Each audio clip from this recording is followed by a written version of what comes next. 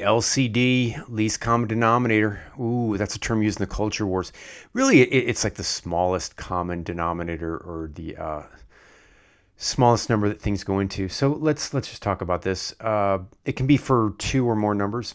So let's take 2 and 3. Their LCD is 6 because that's the smallest thing they both go into. 2 goes into 6 3 times. Yay, it goes in without a remainder. 3 goes into 6 2 times. Yay, and also no remainder. So let's do another example. 4 and 6 have an LCD of 12. Their LCD is 12. I'll put this as the LCD column. Yay, LCD here is 6, then it's 12 for this one. Because if I do, 4 into 12, that goes 3 times. Yay, no remainder.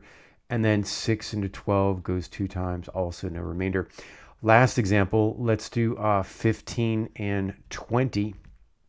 The LCD, the smallest number that they both go into, is 60. Because you can do 15 into 60 goes 4 times, goes evenly. Just trust me on that one.